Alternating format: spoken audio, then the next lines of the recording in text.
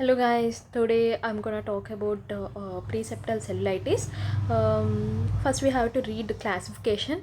It would be very useful if they ever gave it as essay, then write this classification. It will impress the professors. Coming to the orbital infections, acute infections, chronic infection, uh, which is infectious, orbital infections, non-infective orbital infection, isolated orbital inflammation, systemic inflammation. That's it. So basically they divided into infective and non-infective, and in infective they divided again acute onsets and conditions which are chronic conditions. In infective they again divided into isolated and systemic inflammations. So in acute they again divided into preseptal, cellulitis, and orbital osteoperiostitis, orbital thrombophlebitis, tendonitis, cavernous thrombosis. These are all acute conditions. Um in this main importantly what we can remember is cavernous sinus thrombosis, preseptal cellulitis, orbital cellulitis. These are sorry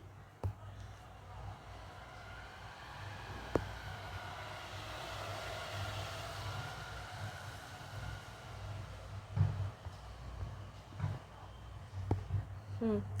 Acute, and in this acute preseptal orbital cellulitis and uh, cavernous sinus thrombosis, these are important. Orbital osteoperiostitis and chronic orbital infections we see as TB, syphilis, and actinomycosis, mycotic infection, parasitic infection. These are all chronic conditions. See, these are wherever you see infectious diseases, these are chronic conditions. We can write blindly in the, under chronic infections, TB, syphilis, and other fungal infections. Yes, these are all also chronic conditions. Whenever a patient come to OPD with fungal infections, they give clotrimazole ointment, and they'll get with fungal infection. These are like chronic conditions. In parasitic infections is also actinomycosis. Non-infective isolated orbital inflammation, diffuse and focal. In isolated also they divide diffuse and local. In diffuse idiopathic orbital inflammatory disease, idiopathic orbital inflammatory, sclerosing inflammatory of orbit. IOID, ISIO. Okay. So sclerosing, idiopathic sclerosing inflammatory of orbit, and IOID, idiopathic orbital inflammatory disease. Focal myositis, dacroadenitis, Tolosa Hunt syndrome, systemic inflammation, thyroid eye disease, Wegener's granulomatous sarcoidosis. What I will say is, if you don't remember, at least write about orbital infections. In this again divided into acute and chronic, and then non-infective isolated orbital inflammation and systemic inflammation.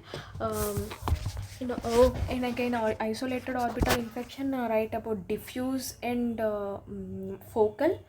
Coming to preseptal or cellulitis or preorbital cellulitis, refers to infection of subcutaneous tissue anterior to the orbital septum. Okay, strictly speaking to, it is not an orbital disease, but it include here under, because the facial veins are valveless, preseptal cellulitis may spread posteriorly to produce orbital cellulitis.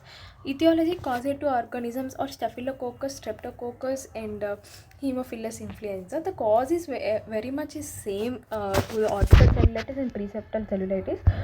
Mode of infection again exogenous, endogenous, secondary. These are all fine. Okay. Clinical features. Coming to clinical features, painful acute or periorbital swelling. These also present. Erythema and hyperemia of leads. Fever, leukocytes with systemic symptoms. Here proptosis is absent, whereas in orbital cellulitis proptosis is present. When ocular movements are restricted there. Conjunctiva usually not congested, but their conjunctiva usually congested, and visual acuity is also different. Let me just see here. Swelling, severe pain which is increased by movements of eyeball are main symptoms. Yeah. Associated generalized vision loss, diplopia is present, moderate to advanced, and signs, coming to the signs: swelling of the lid characterized by woody hardness and redness, chemosis of conjunctiva, axial proptosis present, restriction of ocular movement present, RAPD is present, and fundus examination may show congestion of retinal veins and signs of papilledema. So here there are three symptoms in orbital cellulitis where severe pain and swelling present, general symptoms are present, vision loss and diplopia may present. Coming to the signs, woody hardness, when we touch we feel wood like hard, chemosis of conjunctiva, which may axial proptosis, restriction of ocular movement, RAPD, fundus examination show papillary edema. So these are all findings of orbital cellulitis. But for coming to the preseptal cellulitis, only painful acute periorbital swelling is same, erythema of hyperemia okay, fever leukocytis is also okay, but proptosis is absent and ocular movements are normal and conjunctival congestion not present, visual acuity normal. So these 4 points: proptosis, movements, and conjunctiva, visual acuity, these are all normal. Treatment: systemic antibiotics. We have here, there is no topical NSAIDs or something like that, but when we see here,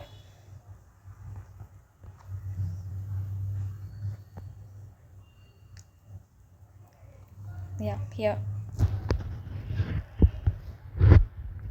topical antibiotic ointment given,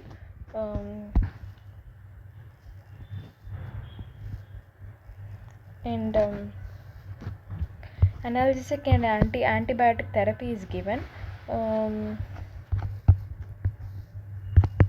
but here only systemic antibiotics, systemic analgesics, warm compression, surgical exploration is given. Thank you so much. Systemic antibiotics, mild to moderate cases, we give comaxiclov, oral comaxiclov, and flucoxalin 500 mg QID for about 10 days. Severe cases need hospitalization, intravenous cephalosporin, ceftaxant, that's it. Analgesic is okay, warm compression, surgical exploration.